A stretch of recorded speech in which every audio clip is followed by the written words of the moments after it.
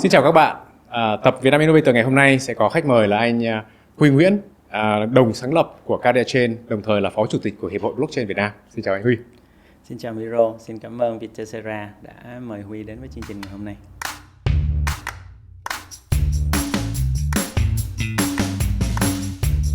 Hôm nay rất là vui mừng là có cơ hội trò chuyện với cả anh Huy, là chúng ta có thể nói về cái việc rất nhiều người đã biết đến anh rồi, rất nhiều người đã biết về cái lịch sử của Huy rồi. Tuy nhiên là hôm nay là chúng ta muốn khai thác về một cái chủ đề nó hơi khác một chút. Thì là ở với cái vai trò là mọi người cũng đều biết là đã từng làm cho Google, từng làm cho Cisco, và sau đấy là có một cái quyết định hoặc là một cái gọi là hoàn cảnh quay trở lại Việt Nam. Thì có thể Huy chia sẻ thêm những cái thời gian đó là như thế nào và những cái gì mà mình tích lũy được từ những cái doanh nghiệp lớn như vậy và mình mang lại về Việt Nam. Cảm ơn Miro. Thì cơ bản là Huy có hơn 10 năm làm việc tại thung lũng Silicon Valley, đặc biệt là 10 năm là ở Google. Huy nghĩ là một trong những cái điều thú vị nhất là cái văn hóa của Silicon Valley. Nó là một cái văn hóa dám nghĩ, dám làm, tạo ra được những cái sản phẩm mang cái tính chất đột phá hay cách mạng để mà từ đó có thể thay đổi cái cuộc sống của nhân loại, tạo ra những cái giá trị rất là to lớn. Thì nói nôm na là những người trẻ hay là những cái startup ở đó, họ sẵn sàng làm những cái việc mà chưa ai làm, thậm chí là làm những cái việc bị gọi là điên rồ, không có sợ cái việc là bị coi là người thất bại. Họ có thể là 99% những cái startup đó nó fail, nhưng chỉ cần 1% những cái startup đó nó thành công thì nó đã tạo ra cho nhân loại những cái sản phẩm rất là to lớn. Nhìn trong cái lịch sử của Silicon Valley chỉ từ đầu thế kỷ 21 tới giờ thì Miro có thể thấy là chúng ta có là Tesla tạo ra được xe điện, rồi là Spaceship tạo ra được là hỏa tiễn phóng lên có thể quay trở về, Apple thì cho ra những cái sản phẩm như là iPhone, iPad thật sự là thay đổi thế giới, rồi Uber, rồi Airbnb nó thay đổi cái hành vi sử dụng của người dùng. Thì Huy nghĩ là tất cả những cái đó là những cái mà Huy được trải nghiệm là rất là may mắn trong suốt cái thời gian Huy làm việc tại đó. Và khi mà về tới Việt Nam rồi, có cái cơ hội làm việc nhiều với Việt Nam thì nó lại càng thôi thúc Huy là mong muốn làm sao mình có thể áp dụng được những cái tư duy hay là cái văn hóa đó trên chính đất nước mình, và từ đó là hy vọng là đâu đó nó sẽ tạo ra được những cái cú hích khổng lồ để mà giúp cho Việt Nam có những cái bước tiến lớn trong cái cuộc cách mạng công nghiệp lần này. Thế ví dụ ở trong thung lũng Silicon thì nó có cái gì mà tại sao lại có những cái sản phẩm này nó sinh ra ở tại điểm đó, và có những cái điều kiện gì mà có thể Huy đã observe trong cái thời gian 10 năm ở đấy, thì liệu nó khác biệt trong cái cuộc sống hàng ngày, hay là những cái lúc mình chờ xe buýt, những chờ taxi chẳng hạn, thì nó có cái gì khác không? Huy nghĩ là văn hóa Silicon Valley thì nó rất đặc biệt. Nước Mỹ là về cơ bản người ta đã gọi nước Mỹ là đặc biệt rồi, nhưng mà ở trong đó thì Silicon Valley nó còn khác Hollywood, nó còn khác Wall Street, New York ở cái độ gọi là cái độ điên rồ của họ khi mà họ nghĩ về một cái vấn đề. Thì có một cái triết lý người ta gọi là first principle approach, hay là ở Việt Nam có thể gọi là tư duy nguyên bản. Tức là khi có một cái challenge, một cái vấn đề thì họ sẽ break down nó tới những cái core component, và từ đó họ nghĩ ra những cái cách giải quyết hết sức sáng tạo, có thể là không giống ai. Nói một cách nôm na như là khi Elon Musk nghĩ về cái việc tạo ra một cái xe không có sử dụng xăng dầu, thì thay vì như những cái công ty Toyota hay Mercedes, họ sẽ bắt đầu từ những cái xe bình thường chạy xăng dầu và họ tìm cách họ cắt bỏ đi cái phần xăng dầu để mà nó có thể chạy bằng điện. Thì ông Elon Musk không nghĩ như vậy, ông chỉ nghĩ đơn giản là một cái xe làm lại từ đầu thì nó sẽ như thế nào. Nó chỉ đơn giản là một cái máy tính và nó có 4 cái bánh gắn vào. Thế là từ cái concept rất đơn giản đó, ông không bắt đầu từ những cái improvement nhỏ nhỏ, mà ông bắt đầu từ một cái mới hoàn toàn, và ông tạo ra một cái sản phẩm thay đổi thế giới hoàn toàn. iPhone cũng là một cái giống như vậy, nó không phải là một cái bản nâng cấp của một cái phone cũ, mà nó là một cái bản design hoàn toàn mới của smartphone, có touch screen, có apps và có rất là nhiều những cái thứ khác mà những cái phone ngày xưa nó không có. Thì bản thân Huy thì trong nhiều năm làm việc ở Google thì Huy cũng muốn chia sẻ một cái câu chuyện, đó là cái văn hóa đó bây giờ khi nghĩ lại thì mình cảm thấy rất là thích, nhưng mà cái thời điểm đầu tiên lúc mà mình mới vào làm thì thật sự nó là một cái áp lực rất là to lớn, nó là một cái thử thách rất là to lớn, mà có rất là nhiều khi mình không biết là mình có thể vượt qua được hay không. Vì cái văn hóa Á Đông của mình vẫn phần nào đó là nó luôn là nghe lời, thấy những cái gì người ta đã làm tìm cách là làm tốt hơn những cái đó. Thì khi mình mới vào Google thì cái mong muốn của những người cấp trên á, nó rất là khác. Họ không quá quan trọng tới cái chuyện mày đã học gì, mày tốt nghiệp từ đâu, hay là mày có giỏi hay không, mà nó chỉ là một cái vấn đề mình có giải quyết được cái vấn đề đó hay không. Thì Hiếu có một cái câu chuyện mình muốn chia sẻ với Miro rất là funny, đó là Sergey Brin, tức nghĩa là một trong những co-founder của Google, mà thời điểm đó là người sáng lập ra Google X, tức nghĩa là nơi tạo ra những cái project moonshot đó, những cái project mà cực kỳ táo bạo, cách mạng mà chưa ai nghĩ tới. Ông ấy mới có một cái đề bài là châu Phi bây giờ không có internet, hay là internet quá yếu. Ông muốn tất cả mọi người suy nghĩ về một cái solution nào đó để mà giúp cho châu Phi có internet tốt hơn. Và ông yêu cầu tất cả mọi người á, là viết vào một tờ giấy thôi, một page, gọi là one page, chứ nghĩ một tờ thôi. Chỉ đơn giản là mình sẽ làm gì, cái khả năng thành công là bao nhiêu và tốn bao nhiêu tiền để làm được cái điều đó. Thì rất là nhiều ý tưởng được đưa ra. Nào là mình phải tìm những con đường khác để xây dựng cái hệ thống ở dưới biển, đúng không? Rồi nào là mình phải tăng tốc lên những cái đường dây hiện tại. Rồi nào là con đường ngắn nhất là từ châu Âu tới châu Phi, hay là từ châu Á tới châu Phi, hay từ Mỹ tới châu Phi, rất nhiều những cái như vậy. Thì Huy nhớ lúc đó cái người lead của Huy, người sếp của Huy, ổng nói là tại sao cứ phải là truyền internet dưới biển? Chỉ đơn giản là muốn truyền internet tới châu Phi, tại sao mình không dùng vệ tinh, mình chuyển thẳng từ vệ tinh xuống châu Phi? Thế là cái solution, cái proposal của ông chỉ có mỗi một cái câu là tôi sẽ dùng vệ tinh, tôi sẽ bắn internet lên vệ tinh và dội xuống châu Phi. Nghe nó hết sức điên rồ. Thế nhưng một tuần sau khi nộp cái đề án đó thì Sergey Brin lại kêu assistant của mình, tức nghĩa là SVP, một chức rất là cao ở trong Google, gọi sếp của Huy cũng như là toàn bộ team lên để mà thật sự là discuss về cái solution đó. Thì mình nghĩ là tại sao lại có thể điên rồ tới vậy, một cái chuyện chưa biết làm như thế nào nữa, nhưng mà nó là first principle approach, nghĩ về một cái problem hoàn toàn fresh. Thì sau đó ông hỏi tốn bao nhiêu tiền, mình đưa ra một cái con số cũng rất là cao, Huy nhớ là mấy chục triệu đô la để mà thử nghiệm, và ông ký ngay lập tức. Ông nói tụi bay có 1 năm để đi thực nghiệm cái ý tưởng đó. Đó là một cái ví dụ để mà Huy muốn show cho Miro thấy là cái sự đột phá, cái sự cách mạng cho một cái sản phẩm nó có thể đến từ bất cứ đâu, nhưng mà nó phải được một cái sự ủng hộ, khuyến khích từ những cái người cấp cao ở phía trên. Và từ đó có thể là rất nhiều những project nó sẽ thất bại, như là cá chép tìm cách vượt vũ môn, nhưng mà những cái project thành công nó sẽ để lại những cái giá trị hết sức là to lớn cho chúng ta. Đúng là nghe câu chuyện rất là thú vị. Tuy nhiên là Miro cũng rất là tò mò làm sao mà chúng ta tìm được những cái người mà họ đưa ra ý tưởng điên rồ đó. Hiện tại ví dụ như kiểu là mình so sánh Việt Nam đi, thì có thể bên Mỹ là nó là một cái độ tập trung của rất là nhiều các cái dân tộc khác nhau, từ các cái quốc gia khác nhau, từ các cái nền văn hóa khác nhau tụ lại ở chỗ đó, và có thể mình coi là chỗ đấy sẽ có rất là nhiều ý tưởng điên rồ khác nhau. Nhưng mà nếu mà chúng ta quay trở lại Việt Nam chẳng hạn, thì liệu ở đây mình có cái điều kiện này không? Và liệu đã có ai, Huy đánh giá là liệu ở Việt Nam đã có ai điên rồ như thế chưa?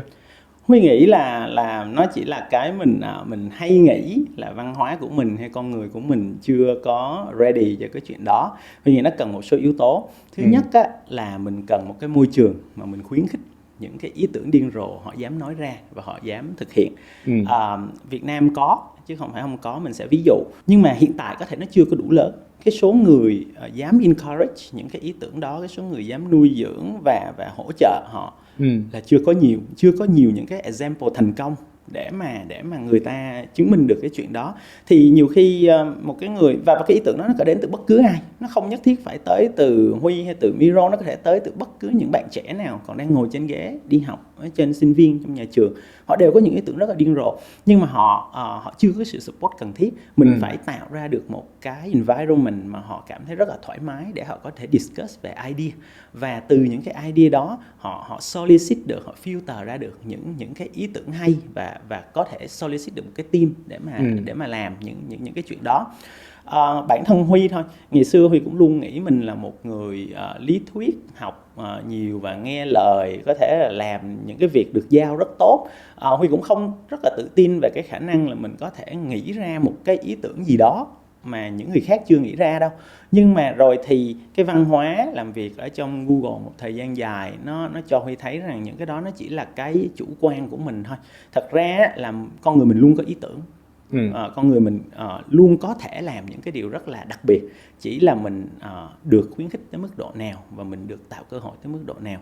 Dĩ nhiên ở đây mình đang nói tới cái việc về ý tưởng ha, mình chưa nói tới việc thực thi ý tưởng nó như thế nào. Tất cả những cái đó là một quá trình, nó cần phải được train, nó cần phải có rất là nhiều cái sự hỗ trợ, cả về chính sách, cả về tài trợ, cả về experience, mentor các thứ.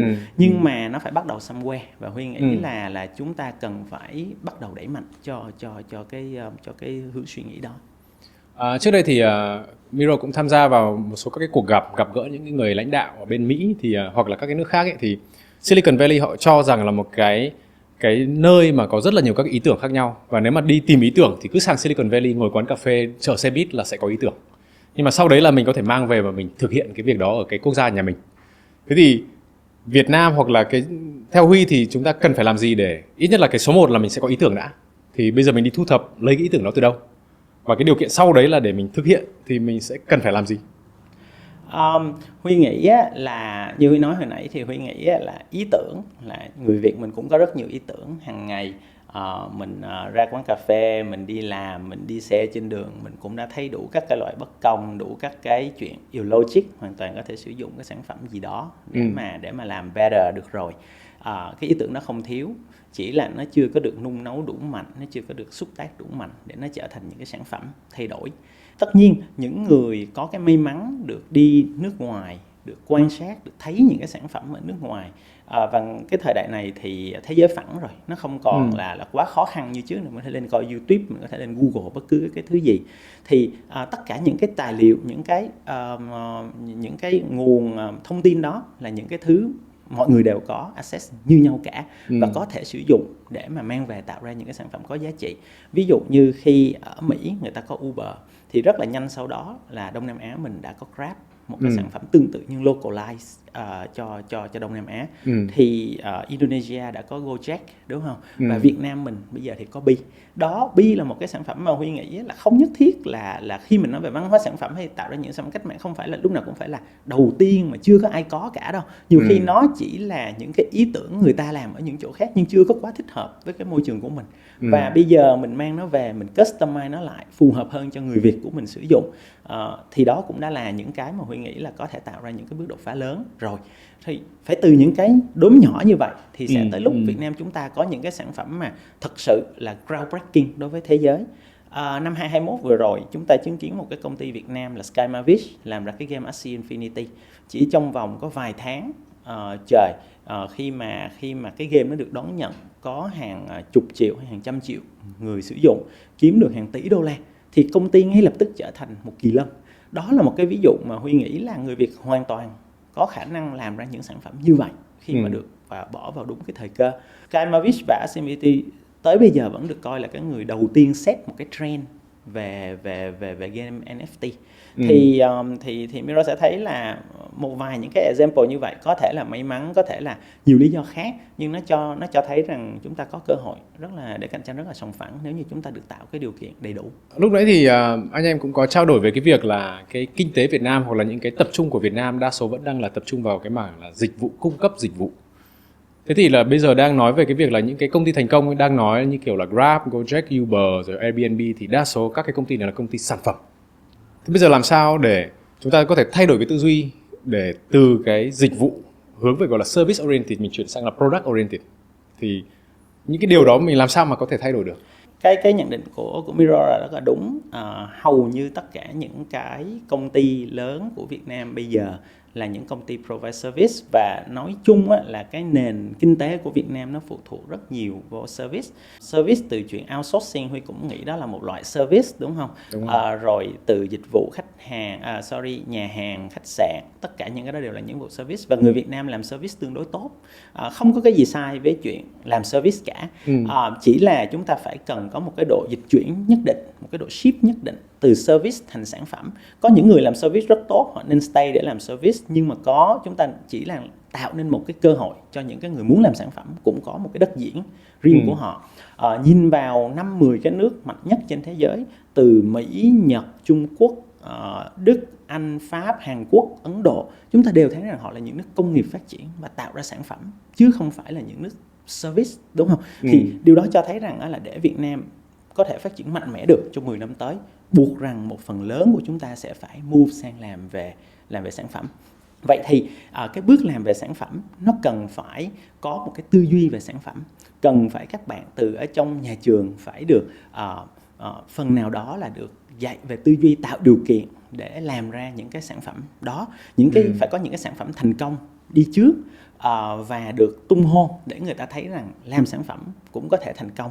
Phải có những cái người mentor giỏi, có thể là kêu gọi được phần nào những người thành công, cả người Việt, những người nước ngoài, từ nước ngoài trở về mentor cho các bạn khi các bạn muốn được làm.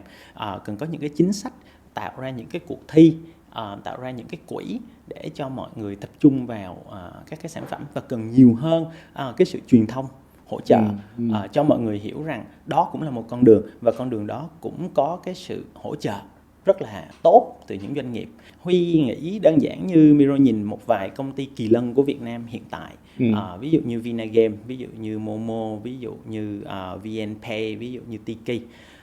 Huy tin rằng tất cả những anh founder ở đó sẽ rất sẵn lòng để mà hỗ trợ cho những công ty làm sản phẩm, bởi vì chính họ cũng hiểu làm sản phẩm khó khăn như thế nào và có một cái sự đồng cảm nhất định giữa những người founder với nhau.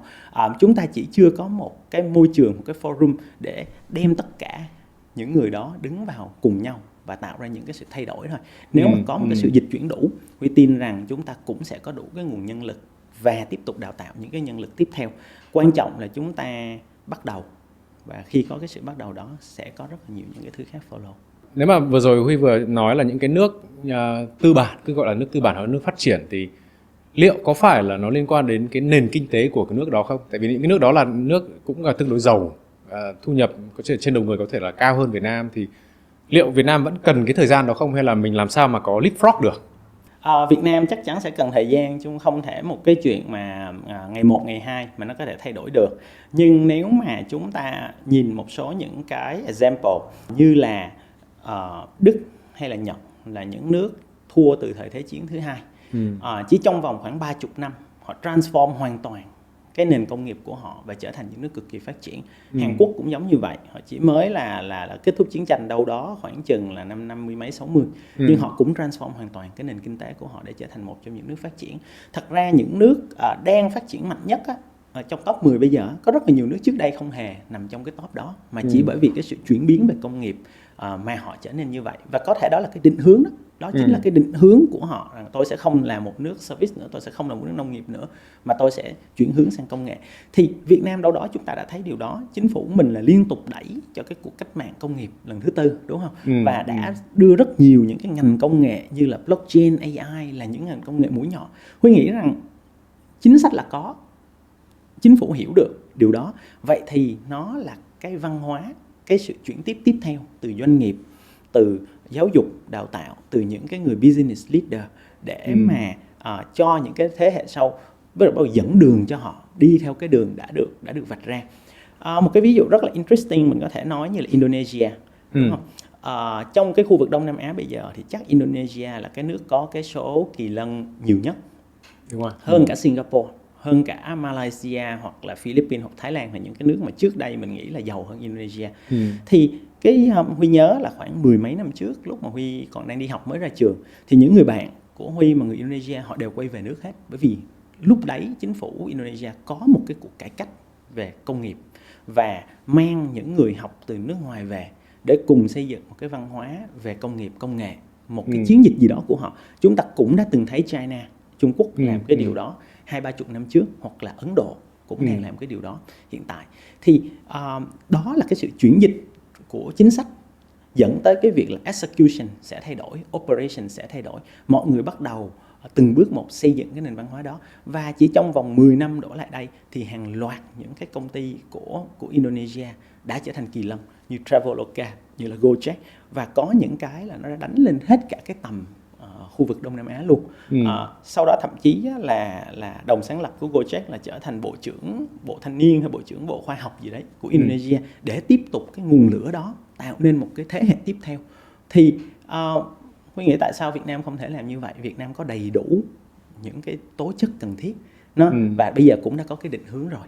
Chỉ cần là chúng ta đưa ra thêm được những cái con đường đi, chúng ta có cái sự truyền thông chính xác và có cái sự tập hợp lại của những người chung một chí hướng để đẩy cho cái chuyện đó thì chúng ta có thể làm được.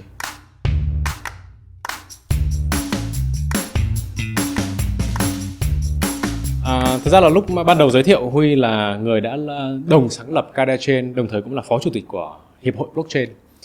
Thì theo Huy thì liệu cái blockchain nó có phải là cái mà nó sẽ hỗ trợ Việt Nam có thể đứng trên cái bản đồ sánh vai với cả như ví dụ như các nước như Indo không? Cảm ơn, cái câu hỏi này thì rất là hay. Truyền thông thì sometimes cho Huy cái cảm giác là nghĩ là Huy là blockchain, tức nghĩa là tất cả mọi thứ là chỉ biết làm về blockchain. Thì sự thật là không phải vậy. Thật ra cái sự nghiệp của Huy thì nó trải qua rất là nhiều những cái công nghệ khác nhau. Blockchain chỉ happen là một cái công nghệ đang trở nên rất là nổi gần đây, và Huy là đồng sáng lập của một công ty blockchain ở Việt Nam thôi. Nói cho đúng á, thì cứ khoảng 5 hay 7 năm gì đó chúng ta sẽ thấy có một cái công nghệ lõi nó được promote, nó được ra đời. Và từ cái công nghệ lõi đó nó sẽ tạo ra rất nhiều những cái sản phẩm có giá trị. Ví dụ như cái độ năm 2000 thì Internet ra đời. Cùng với Internet chúng ta sẽ thấy ra đời hàng loạt những cái loại sản phẩm như là sàn thương mại điện tử, rồi giống như là landing page, xong rồi giống như là mạng xã hội.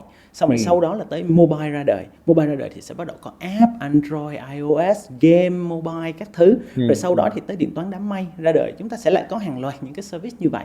Rồi tới AI và sau đó là tới blockchain, đúng không? Thì blockchain đang ở cái giai đoạn rất chớm nở.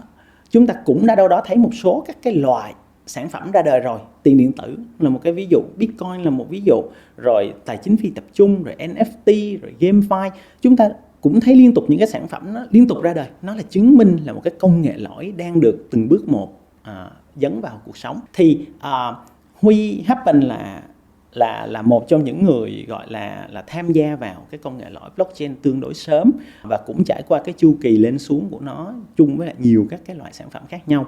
Thì nếu như mà chỉ đơn giản là Huy ở Mỹ thì có thể Huy sẽ không giống như là Huy ở Việt Nam. Bởi vì sao? Bởi vì ở Việt Nam bây giờ mọi thứ nó đang khá thuận lợi cho một công nghệ lõi như blockchain phát triển. Bởi vì đối với những công nghệ trước đây chúng ta luôn bị đi sau, như từ Internet, như từ mobile, như từ AI. Còn blockchain ngay bây giờ chúng ta không đi sau ai hết. Chúng ta là một trong những nước có như là được thúc đẩy khá là ngang hàng, khá là sớm, và cũng đã có những công ty khá là thành công trên thị trường thế giới. Thì Huy thấy đó là một cơ hội rất lớn, và thực ra đó cũng là cái điều gọi là nung nấu và thúc đẩy Huy ở lại và cố gắng làm một cái gì đó. Bởi vì đây là một cái cơ hội Huy thấy rất là thật. Mình có một cái dân số vàng nữa, một cái dân số vừa trẻ, vừa đam mê, vừa dám thử nghiệm những cái mới. Rồi mình có một cái cơ sở hạ tầng đang trong cái giai đoạn chuyển đổi số, chưa có bị những cái legacy gì hết, chưa có bị như là ở Mỹ bây giờ mà muốn áp dụng blockchain chắc chắn sẽ khó, bởi vì sẽ phải thay đổi những cái hệ thống cũ. Còn Việt Nam thì chưa có cái hệ thống gì để thay đổi hết, chỉ build lại từ đầu và sử dụng luôn blockchain. Thì đó chính là một cái bước leapfrog, một cái bước nhảy vượt trội của mình. Rồi chính phủ thì lại là đang ủng hộ, đúng không? Ra cả hiệp hội blockchain để mà support cho cái quá trình của các doanh nghiệp. Thì Huy thấy là rõ ràng thiên thời địa lợi nhân hòa cho blockchain. Thì tại sao mình không đẩy cho nó? Đây là một cái cơ hội lớn để mình đẩy. Nhưng điều đó không có nghĩa là 10 năm nữa mình không bắt một cái công nghệ lõi khác. Nó chỉ đơn giản là ngay cái thời điểm này, đó là cái điều kiện mà vừa cần vừa đủ mà Huy thấy để mà mình go all in cho nó. Thực ra là Miro cũng đang quan sát một cái thị trường, đúng là blockchain được coi là một cái internet số 2 và Việt Nam cần phải tận dụng. Tuy nhiên là cũng hơi lo một cái việc là nếu chúng ta không tận dụng một cách đúng nhất thì có thể sẽ bỏ lỡ cái cơ hội đó. Thế bây giờ là nói về các cái ứng dụng blockchain trong cái thế giới thực tế và để có thể người dùng có thể trải nghiệm được ấy, thì thực tế mà nói thì Miro có thể là vì cũng không hiểu biết quá nhiều hoặc quá sâu thì chưa thấy cái ứng dụng nào mà nó động chạm đến cái cuộc sống hàng ngày. Thế liệu Huy là người đã gọi là một trong những người tham gia rất là sớm trong cái lĩnh vực blockchain, thì các cái ứng dụng nào hiện tại đang có ở Việt Nam đang sử dụng blockchain, hoặc là những cái doanh nghiệp nào đang tham gia vào cái lĩnh vực này để chúng ta có thể thấy là thực sự là mình đang nắm bắt cơ hội đó và không để lỡ cái cơ hội này? Đúng rồi, câu hỏi của Miro rất là hay. Bất cứ một cái công nghệ lõi nào khi nó mới ra đời á, nó sẽ trải qua nhiều cái bước tiến nhỏ để mà nó tới được cái giai đoạn trưởng thành. Nó không khác gì mình nuôi một cái đứa bé hết. Internet cũng phải trải qua đúng như thế, 5-7 năm, 5-10 năm. AI cũng trải qua 5-10 năm.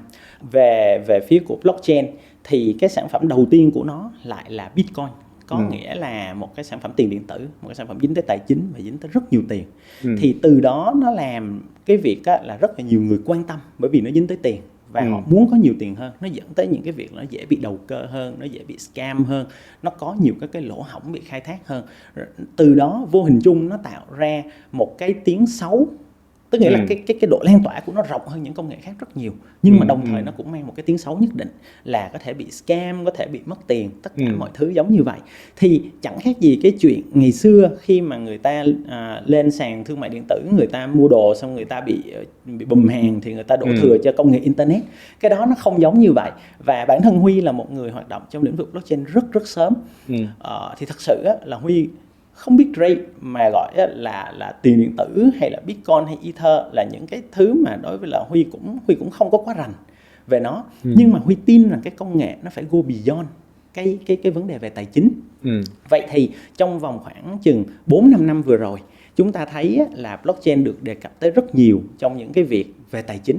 Thí dụ như là gọi vốn nè, thí dụ như là sàn nè, rồi thí dụ như là tiền điện tử nè. Thì chắc chắn nhờ vậy mà chúng ta có tới hàng trăm triệu người đang sử dụng blockchain hàng ngày, đúng không? Là ở cái mức độ là giống như internet những năm 97, 98. Trong khoảng một vài năm gần đây thì chúng ta đã thấy là blockchain nó lấn sân sang rất nhiều những cái lĩnh vực khác. Cái giá trị của nó Huy nghĩ là tùy theo cái định nghĩa của mình. Huy ví dụ như là game là một cái thị trường mà blockchain đã đã được áp dụng vào và mang lại một cái số tiền thặng dư cực kỳ kinh khủng ở mức độ hàng tỷ đô la. Vậy những công ty game Việt Nam tham gia vào có được hàng tỷ đô la đó, họ sẽ sử dụng nó làm gì? Họ sẽ sử dụng nó để nâng cấp cơ sở hạ tầng, hiring thêm người, dạy cho người ta cái cách tư duy về sản phẩm, làm ra những game tốt hơn. Vậy thì một cách nào đó đối với Huy nó vẫn là có giá trị, chứ không phải là không. Nó vẫn mang lại những cái giá trị về xã hội lâu dài hơn. Về các cái lĩnh vực khác ngoài game ra thì ví dụ như mình đã thấy là Tiki, bây giờ Tiki là sàn thương mại điện tử lớn của Việt Nam, đã sử dụng blockchain để tạo ra Astra Point, là một cái hình thức loyalty point, điểm thưởng để đổi voucher và cho phép dùng voucher đó across rất là nhiều những cái system khác nhau, từ nhà hàng, khách sạn hay thậm chí là nhiều những cái sàn thương mại điện tử khác nhau nữa. Nó chính là những cái mà bình thường ngày hôm nay không có blockchain người ta vẫn đã làm, nhưng với blockchain thì nó làm một cách tự nhiên và dễ dàng hơn. Và đâu đó người ta có thể redeem điểm ở chỗ này qua chỗ nọ, họ thể mua hàng chỗ này và hưởng discount ở chỗ khác. Nó là những cái giá trị tăng lên mà trước đây không có blockchain thì nó không có minh bạch đủ để nó làm được, đúng không? Rồi thí dụ như bây giờ trong lĩnh vực bất động sản đi, Hưng Thịnh tạo ra những cái sản phẩm nhờ có sử dụng blockchain mà nó minh bạch, nó chia nhỏ ra. Thí dụ như bình thường người ta phải tốn 10 tỷ người ta mua một cái nhà thì người ta cho thuê, thì bây giờ người ta chỉ tốn 100 triệu, người ta có thể mua 1% của cái nhà và share cái tiền thuê đó với nhau. Nó cho phép những cái người ít có cái vốn liếng có thể tham gia vào. Đối với Huy nó cũng là một cái giá trị gia tăng nào đó. Rồi Huy có thể kể ra khá nhiều những cái lĩnh vực khác nữa, cả về giải trí, cả về thể thao, rồi giáo dục, đúng không? Thì đâu đó chúng ta đã thấy những cái sản phẩm đầu tiên nó manh nha ra đời rồi. Cái câu hỏi là tới lúc nào thì nó sẽ có một cái avalanche effect để mà mọi người hiểu được về nó. Thì AI nó cũng đã trải qua cái giai đoạn đó, cái độ 2010, 2011, 2012 mình đã nghe AI nhai nhảy trong tất cả những conversation, nhưng người ta không hiểu. Thì Huy nghĩ rằng tới khi nào mà blockchain được như AI ngày hôm nay nè, có nghĩa là từng việc mình làm đều có AI cả. Mình Google cũng có AI, đúng không? Mình lên mình coi YouTube cũng có AI, mình coi Facebook cũng có AI, và nó gắn vào cái cuộc sống của người ta một cách bình thường tới mức người ta không còn question. Thì cái công nghệ lúc đó nó mới thật sự là mass adoption, nó mới thật sự được thừa nhận. Thì blockchain đâu đó đang đi tìm cái sự thừa nhận, và khi chúng ta vẫn còn cứ phải ngồi để coi là nó đã apply chỗ này chưa, nó đã apply chỗ kia chưa, thì chứng minh là nó vẫn còn đang rất là non trẻ. Và Huy tin rằng 5-7 năm nữa, khi mà Miro với Huy ngồi đây và biết rằng cái record nói chuyện này của mình đương nhiên nó lên blockchain, ai cũng có thể access, ai cũng có thể coi được một cách hoàn toàn minh bạch, tự động, thì khi đó là blockchain nó đã thực sự đi vào cuộc sống và nó sẽ tới đó thôi, nó chỉ là lúc nào thôi. Đúng là nghe câu chuyện này rất là hay và cũng bây giờ có vẻ là rất là tự tin là blockchain đúng là nó sẽ là cái tương lai. Tuy nhiên là Miro có thể là challenge lại một chút, tại vì là cái thời gian vừa rồi thì có thể là theo để ý là năm 2021 ấy, thì có rất là nhiều các cái dự án ở tại Việt Nam nó bùng nổ, thu hút được rất là nhiều cái nguồn vốn, đồng thời là thu hút cái nhân sự từ các cái công ty truyền thống. Thì các bạn là đang làm cho các tập đoàn rất lớn, nhưng mà họ lại bỏ công việc đó và họ tham gia các cái dự án vậy. Thì sau đấy thì sau một thời gian rất là ngắn, vài tháng, và họ bắt đầu lại quay trở lại các công ty lớn. Thế liệu cái đấy là liệu chúng ta có thể coi là nó phí thời gian của các bạn hay không, hay là làm sao chúng ta xây dựng được một cái văn hóa để có thể là nó bền vững hơn, để các bạn khỏi bị lung lay trong cái việc là công việc của mình như thế nào, thu nhập ra sao? Huy nghĩ là đó chính là một trong những cái bước đầu tiên của cái việc là tiến ra thế giới và bắt kịp với lại cái văn hóa xây dựng sản phẩm đó. Chỉ là nó là những bước đầu thôi. Thật ra thì ngày xưa những công ty AI khi vừa mới ra đời, Huy cũng thấy bạn bè bỏ những cái công ty Google, Facebook tham gia ào ào, mobile cũng vậy. Sau rồi một thời gian ngắn thì 99% nó sẽ thất bại mà, thì họ sẽ lại quay về. Nhưng mà đó là cái sự trải nghiệm Huy nghĩ là cần thiết, và có thể bây giờ thì mình cảm giác nó hơi kinh khủng bởi vì cái độ risk của nó quá cao. Nhưng mà đó là bởi vì các bạn trẻ hiện nay đang chưa được trang bị đủ cái kiến thức về cái việc đó, chưa hiểu hết về cái pros and cons. Nếu như cái họ nhìn bây giờ chỉ đơn giản là công ty này trả rất cao ngay bây giờ, tôi bỏ đi để tôi nhảy ra tôi làm cái đó, thì họ phải có một cái time frame để mà họ biết rằng những cái đó, cái xác suất thành công và xác suất thất bại của nó cao bao nhiêu, để từ đó họ có cái nhận định và cái quyết định đúng đắn hơn. Nhưng Huy nghĩ rằng đó là detail. Đối với Huy thì cái việc mà các bạn có cái cơ hội của blockchain lần này để các bạn làm những cái chuyện như Miro vừa mới nói, là có hàng loạt những công ty ở Việt Nam mở ra với cái mức lương rất cao để cho các bạn bỏ được những công ty truyền thống lớn như FPT, Viettel để mà nhào ra tham gia vào. Đối với Huy, đó đã là một cái cơ hội rất là quan trọng, rất là lớn mà trước đây mình chưa bao giờ có. Cũng như là nó không khác gì câu hỏi là có rất nhiều sinh viên bây giờ đang đi học thấy blockchain quá hot, nhào qua học blockchain luôn, hoặc là không kiếm được chỗ học blockchain rồi drop out ra khỏi trường luôn, đi làm luôn. Thì rất nhiều phụ huynh hay là Bộ Giáo dục quan tâm và lo lắng về chuyện đó, như vậy là có nên hay không. Quan điểm của Huy là high level overview là nên, bởi vì phải có cái sự trải nghiệm đó, phải có cái sự lăn lóc đó, thì chúng ta mới thật sự bước vào một cái giai đoạn tiến triển phát triển được. Đó là cái giai đoạn quá độ mà chúng ta đang trải qua.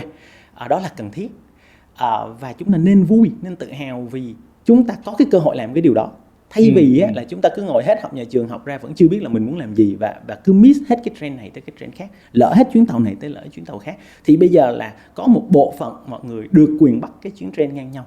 Nhưng chúng ta có thể làm tốt hơn không?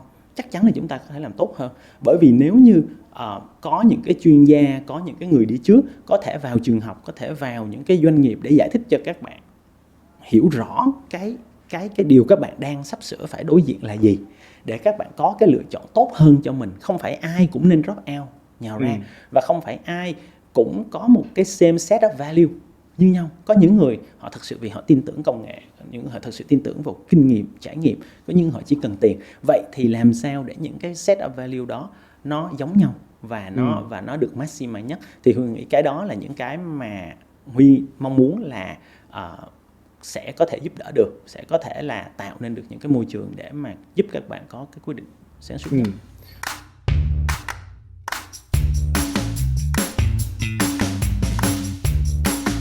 Lúc nãy thì nghe Huy chia sẻ về cái việc là hiện tại Việt Nam cũng là đã có một số các anh đã có một cái tư duy sản phẩm, họ đã tạo ra những cái sản phẩm, cũng là đã có một cái vị thế trên xã hội, trên thị trường, như kiểu là Tiki, Vinagame. Liệu bây giờ là Huy đang hướng tới một cái việc là lập hoặc là làm một cái gì đó, làm một cái forum, xây dựng một cái nền tảng để hỗ trợ không, hay là làm sao chúng ta có thể thực hiện được những cái điều mà đang trao đổi đây? Thì trong bất cứ những cái Huy chắc chắn không thể là người duy nhất làm cái chuyện này được. Huy chỉ làm hỗ trợ, Huy chỉ là đang đóng góp hết sức mình ở một cái góc cạnh nào đó Huy có thể.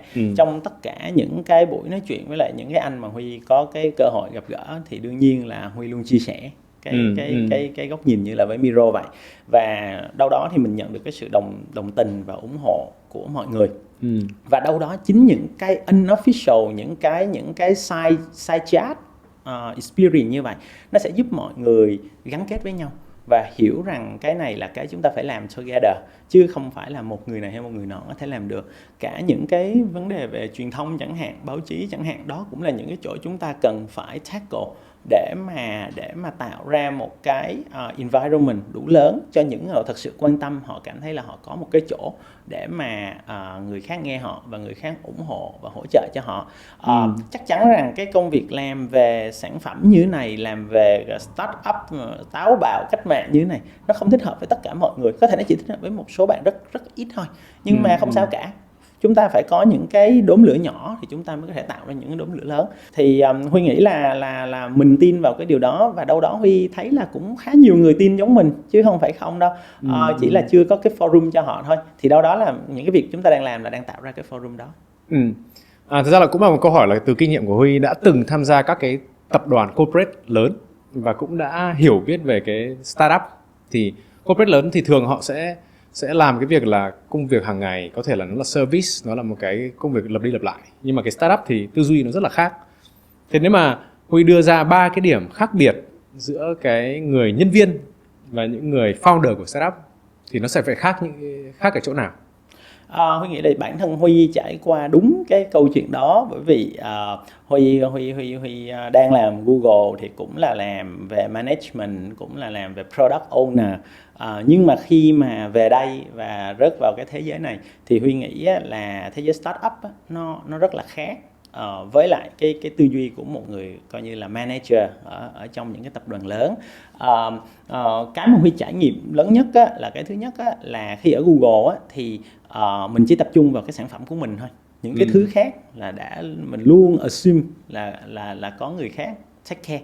Tức là mình luôn give benefit of a doubt cho mọi người. Có nghĩa là tôi làm cái sản phẩm tốt nhất, chuyện bán hàng là của anh, chuyện marketing là của anh, chuyện quan hệ đối tác là của anh.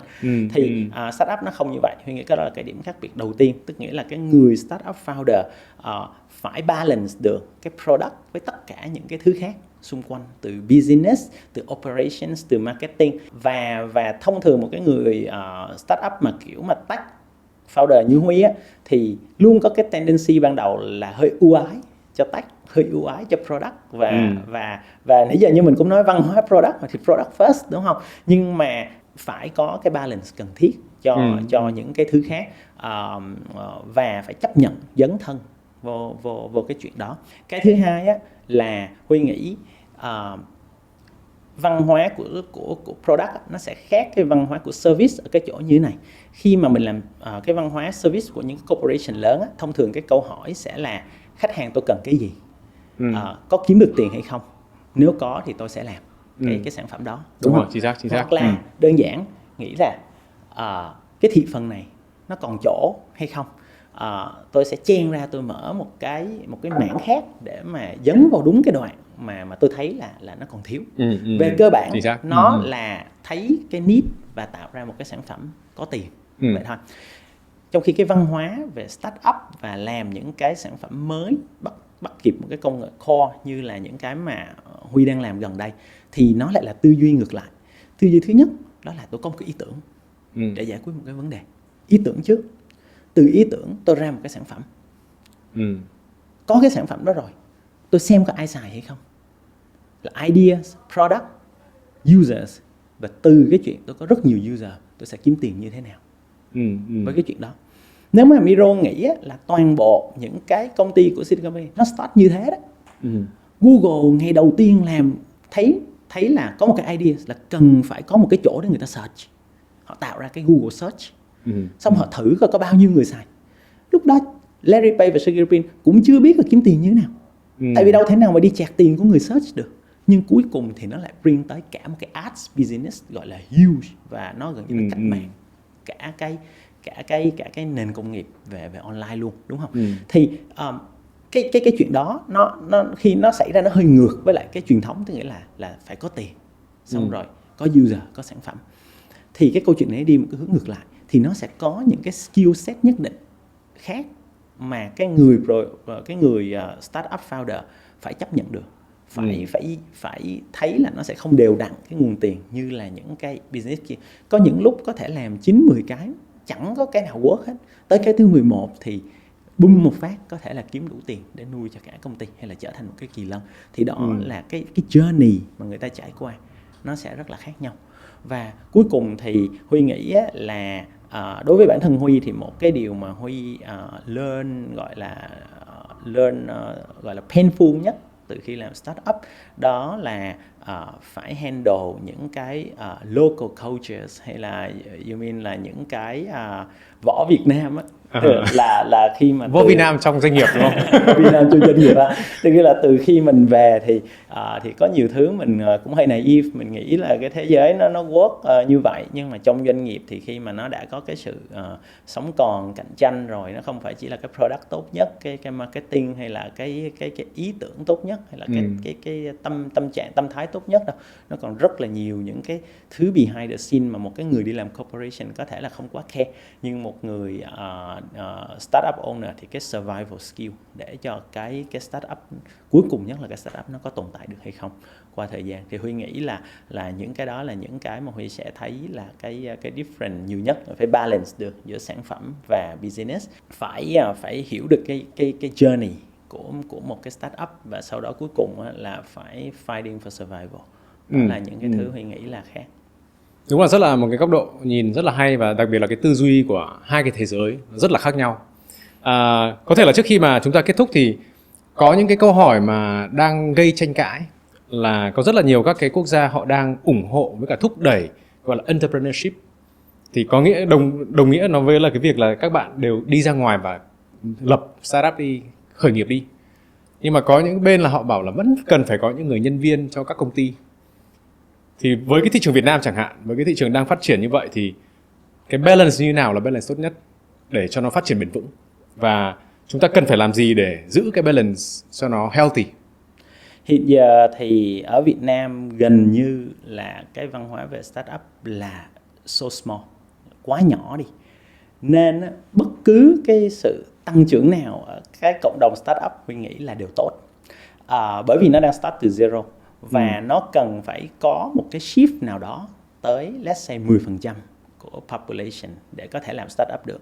Bản thân Huy không thể đại diện cho những cái anh chị startup mà coi như là startup mindset từ khi đi học được, vì bản thân Huy cũng không phải như vậy. Huy là một người đi ra trường và đi làm rất là chăm chỉ đàng hoàng ở trong những corporation lớn, và nếu như không phải là vì một số những cái yếu tố gọi là khá định mệnh thì mình mới làm startup, nên Huy không dám gọi là có một cái suggestion hay là cái gì cho những người làm startup hết. Nhưng cái mà Huy thấy từ cái data, từ cái fact thôi, đó là chúng ta thiếu những cái startup mang cái tầm vóc ở sản phẩm, và đó là cái chúng ta phải cố gắng để chúng ta trau dồi và tạo điều kiện cho các bạn.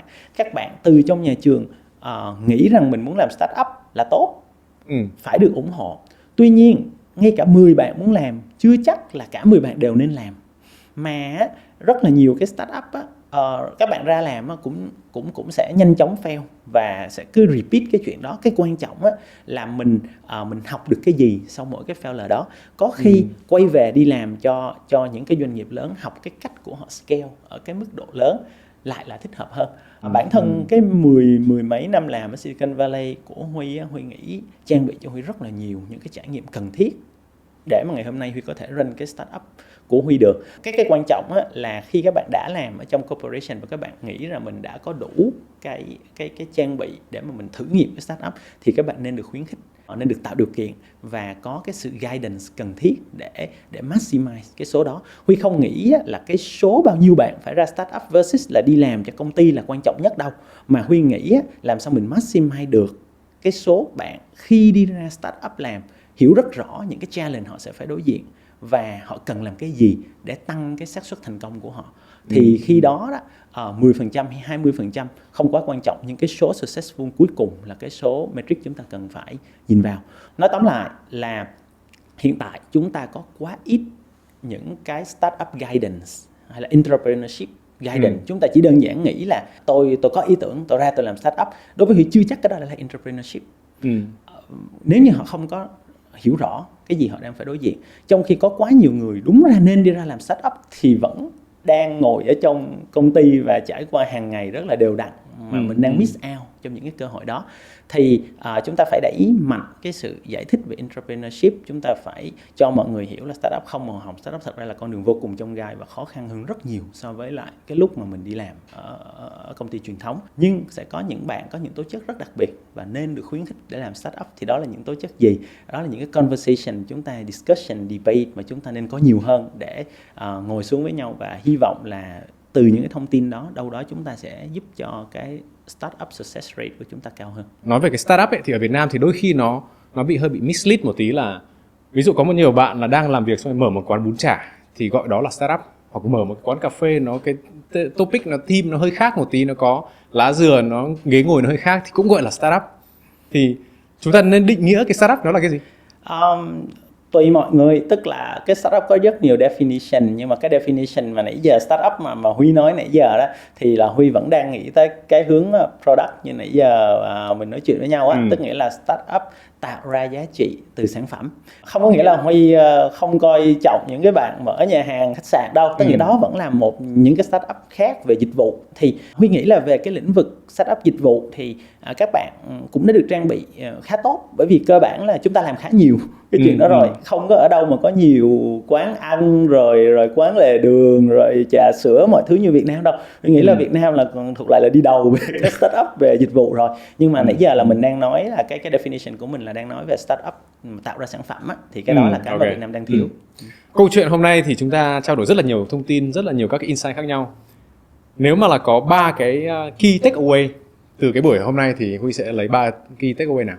Huy nghĩ là trước hết là Huy rất là mong là có một cái bộ phận audience nào đó mà đang suy nghĩ về cái việc tạo ra giá trị thông qua sản phẩm, build lên những sản phẩm có giá trị, thì Huy nghĩ là các bạn sẽ được hỗ trợ, sẽ được khuyến khích và đâu đó là tạo cái điều kiện tốt nhất để thành công. Huy rất mong là nó sẽ truyền tải được cái thông điệp đó tới các bạn. Các bạn là vẫn còn đang chưa rõ mình muốn làm gì, còn đang ngồi ghế nhà trường, hay thậm chí là còn đang băn khoăn về chuyện là mình có nên làm những cái sản phẩm hay không.